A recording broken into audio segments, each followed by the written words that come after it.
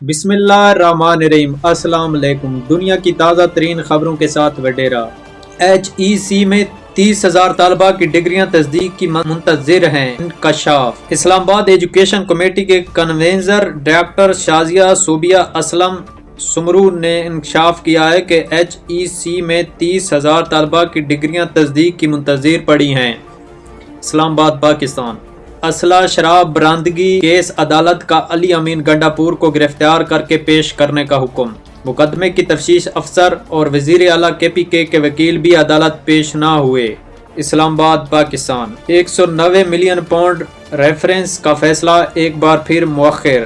بانی PTI عمران خان اور ان کی اہلیہ بشریہ بی بی کے خلاف 190 ملین پاؤنڈ ریفرنس کا فیصلہ ایک بار پھر مؤخر ہو گیا۔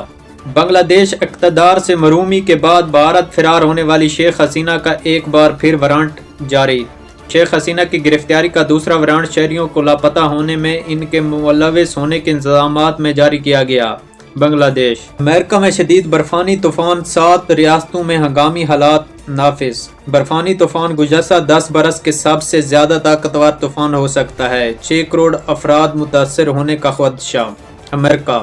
جنگ بندی میں معاہدے کے تحت 34 یرغمالیوں کو رہا کرنے کو تیار ہیں حماس۔ قیدیوں کے تبادلے کے پہلے مرحلے میں خواتین، بچوں اور بزرگ یرغمالیوں کو تبادلہ ہوگا۔ حماس۔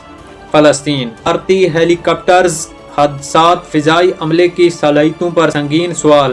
ہیلی کاپٹرز حادثے مودی سرکار کی کرپشن اور میرٹ سے ہٹ کر تعیناتیوں کا نتیجہ ہے، بھارتی ماہرین۔ طالبان کا افغانستان میں پہلی مرتبہ گارڈڈ میزائل فعال کرنے کا اعلان۔ ان میزائلوں کو چلانے کے لیے 13 افراد نے تربیت مکمل کر لی۔ ترجمان افغان وزارت دفاع۔ شام کی عبوری حکومت کے سرکاری ملازمین کی تنخواہ میں 400% اضافے کا اعلان۔ تنخواہوں میں اس اضافے سے باصلاحیت اور ماہر ملازمین کی کارکردگی پر بھی مثبت اثرات پڑے گا، وزیر خزانہ شام۔ امریکہ اسرائیل کو مزید $8 ارب کا اسلحہ فروخت کرے گا۔ ان ہتھیاروں میں وائڈڈ توپ کے گولے، میزائل، بم فیوز اور فضا سے فضا میں مار کرنے والے میزائل بھی شامل ہیں۔ امریکہ۔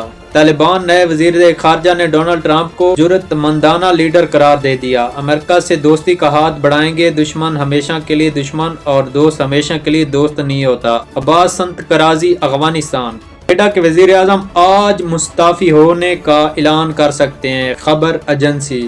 جسٹن اپنی سیاسی جماعت کی جانب سے شدید مخالفت کا سامنا ہے، کینیڈا۔ تھی کوئی نیشنل انٹرنیشنل خبریں جو ہم نے آپ تک پہنچائیں۔ ہمارے چینل کو لائک سبسکرائب کر دیں تاکہ ہم ایک دوسرے کے ساتھ جڑ سکیں۔